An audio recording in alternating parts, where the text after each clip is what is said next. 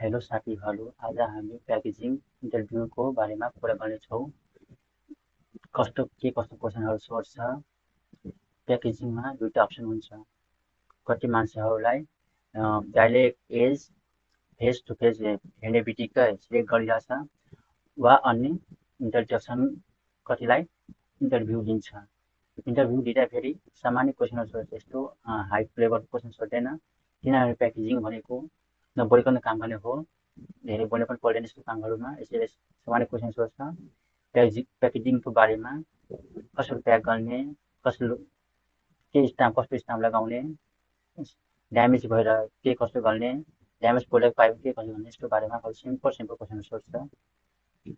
नसोध्यो भने केही यस्तो सोध्दैन। धेरै जस्तो अहिले कम्पनीहरूले फेस टु फेस मिटिङ गर्ने बित्तिकै सिलेक्ट गरिरहेको छ। डाइरेक्ट फेस टु फेस हेर्ने बित्तिकै सिलेक्ट गऱ्यो भने अल द बेस्ट, वा इन्ट्रोडक्सन वा इन्टरभ्यू लियो भने सामान्य क्वेसन सोध्छ, टेन्सन लिनु पर्दैन। बाइचान्स इन्टरभ्यू पनि फेल भयो भने फेरि पनि सिलेक्ट गर्न सक्छ उनीहरूले, किनभने उनीहरूलाई काम चाहिन्छ।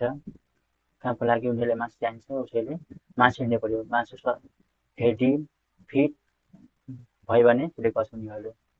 ल गरौँ, हामी क्वेसन तलब लागौँ। किनभने बाइचान्स क्वेसन सोध्यो भने पास गर्नु पऱ्यो हामीलाई। जे कुरा सबै भन्छु सबै म आफ्नो बारेमा भन्छु। Tell me about yourself. My name is Satana Mahato. I am from Nepal. I am 23 years old. I have 2 year work experience. यति भने बित्तिकै भइहाल्छ। अब वाट इज प्याकेजिङ? प्याकेजिङ भनेको प्याक गर्नेलाई, सिम्पल भाषामा बुझेर प्याक गर्ने भन्छ।